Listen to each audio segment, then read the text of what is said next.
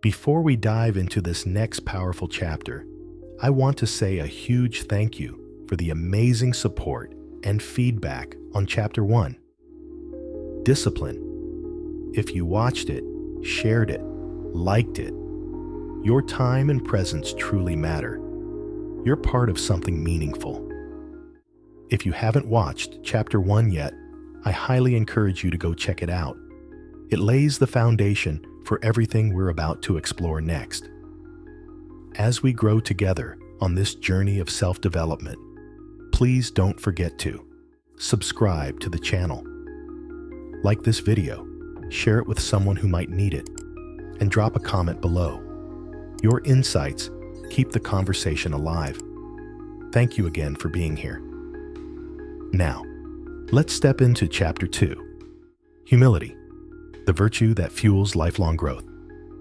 In a world that praises loud confidence and instant success, humility often gets overlooked. But the truth is, humility is not weakness. It's not about shrinking. It's not about denying your worth. Humility is quiet strength. It's the openness to learn, the ability to admit you don't know everything, and the courage to keep growing, even when you've already come far. Why humility is so powerful.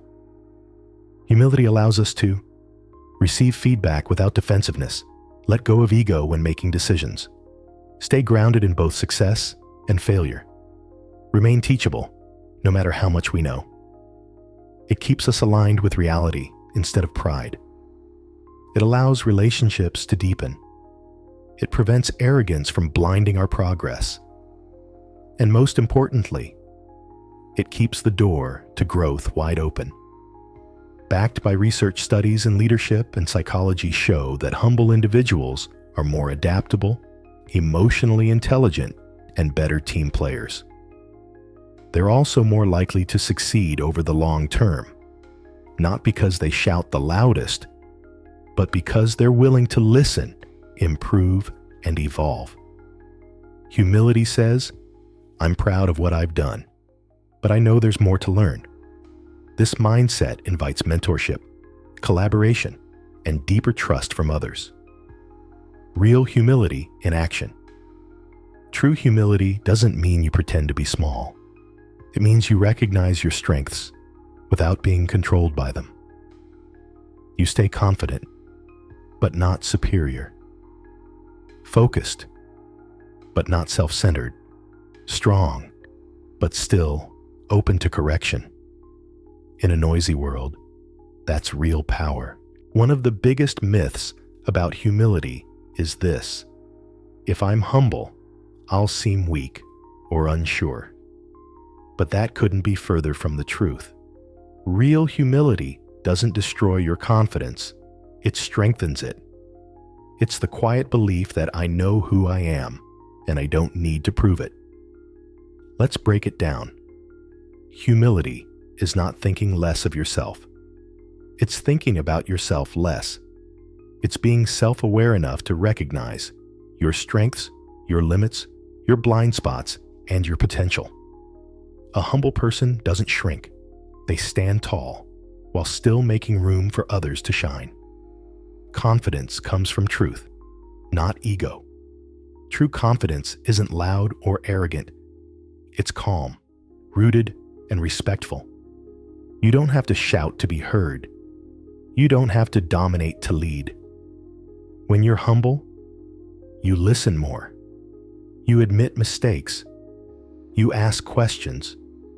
You receive feedback without crumbling. And that kind of openness builds inner stability, which is the foundation of real confidence. Practice these daily to stay balanced. Own your wins without bragging. Say thank you when complimented. Acknowledge your work without inflating your ego. Admit when you're wrong without shame. Correction doesn't reduce your value. It refines it. Be curious, not defensive. If someone challenges you, lean in. Ask, what can I learn from this? Share credit generously. Let others shine. Humility lifts everyone, not just you. Final thought. Confidence and humility are not enemies. They coexist beautifully when your identity isn't tied to being right or better, but to being real. In the next part, we'll explore why humility is the key to building resilience and how staying teachable helps you bounce back stronger from any setback. Let's move forward. Resilience is often seen as strength, the ability to bounce back, to push through hardship. But here's what most people miss. The strongest people aren't just tough, they're teachable. And that's where humility comes in. Humility keeps you from getting stuck. When life knocks you down, pride says, "I've got this. I don't need help. I'll figure it out alone." But humility says, "This is hard, but maybe someone's been here before. Maybe I can learn something new." That one shift makes all the difference. People who are willing to grow instead of defend their pride recover faster, smarter, and stronger. Resilient minds are open minds. If you can say, "I don't know, but I'm willing to learn. That didn't work. What else could? I failed, but it doesn't define me." Then you've already developed the mindset of a high-growth individual. Humility turns failures into feedback, not final judgments.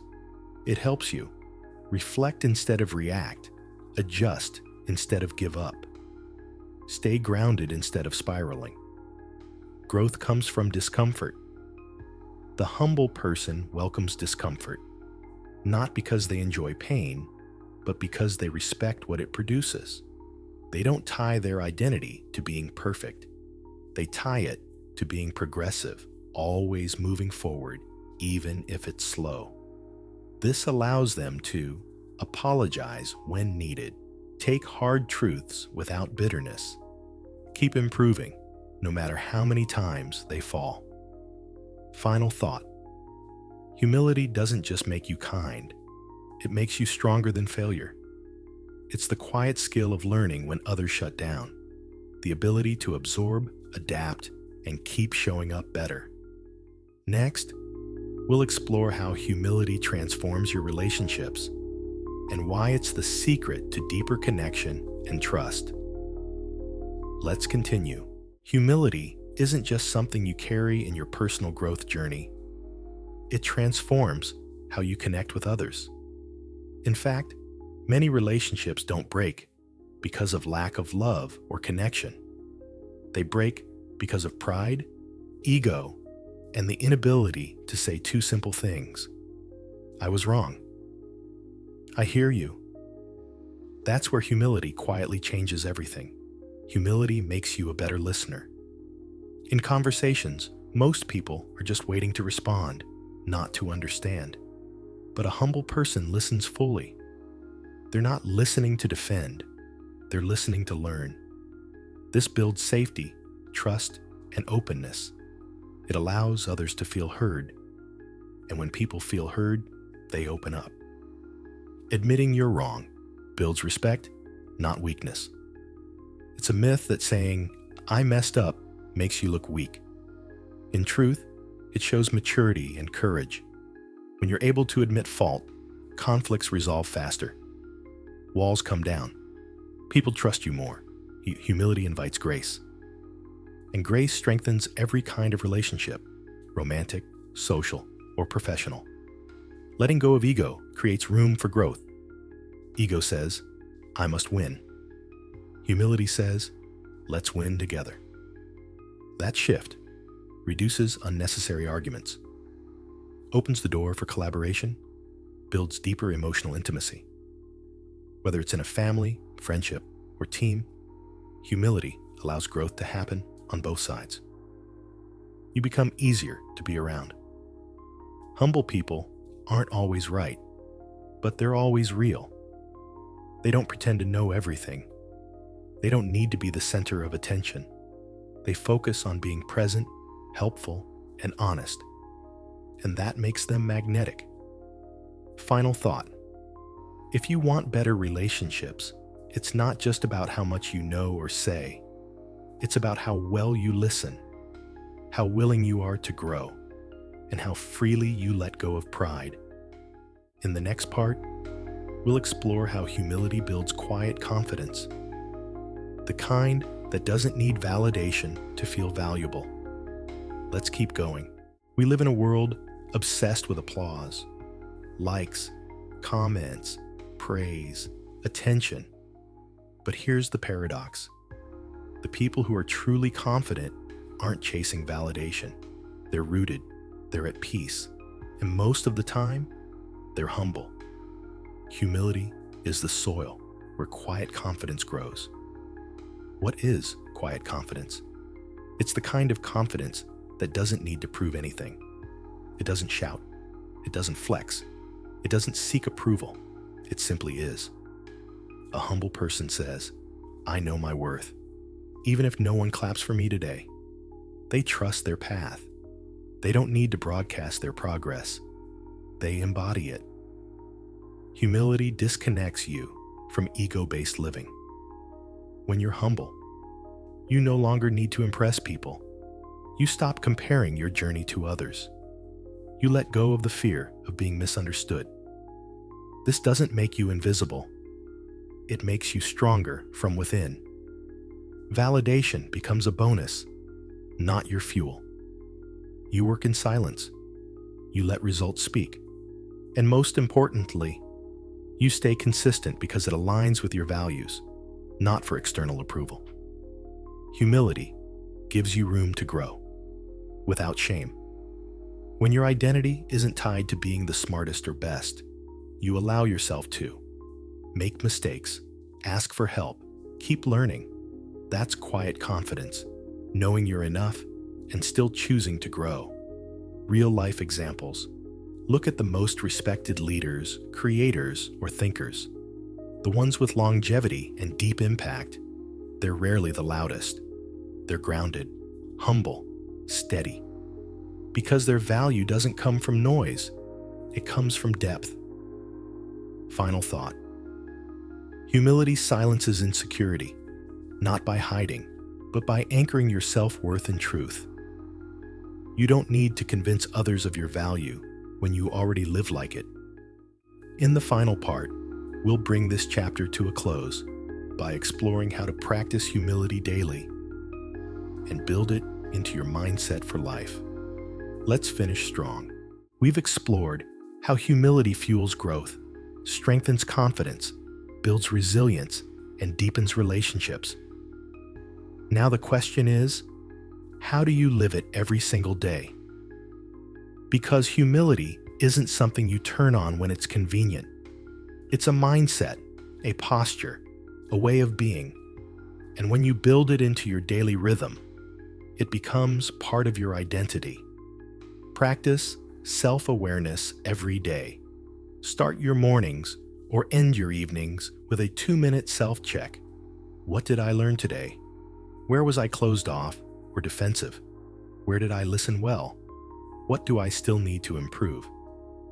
This reflection keeps your ego in check and your mind open. 2. Invite feedback without fear. Most people avoid feedback because it hurts their ego. But when you're humble, you see feedback as a mirror, not a threat. Whether it's from friends, family, co-workers, or even strangers, ask, "What's one thing I can do better?" You'll be amazed at how much faster you grow. 3. Serve without seeking credit. Humility shines when you help without expecting recognition. Support someone's work, offer encouragement, solve a problem quietly. That kind of silent leadership builds deep character and deep trust. 4. Catch the ego before it speaks. Humility doesn't mean you'll never feel pride or self-importance, but it means you catch it before it drives your actions. Before reacting, ask, "Am I trying to prove something? Is this coming from truth or ego?" That one pause can transform your response. 5. Always stay a student. No matter your title, age, success, or wisdom, always be learning. The humble mind says, there's always more to understand, even from those younger or less experienced than me. Even when I think I already know, that mindset will keep you evolving forever. Final message. End of chapter 2. Humility isn't about being small. It's about being secure enough to be honest, strong enough to stay teachable, confident enough to lift others, not just yourself. When you live with humility, growth becomes constant, relationships become deeper. Your confidence becomes quieter, but unshakable. As we now prepare for chapter 3, patience.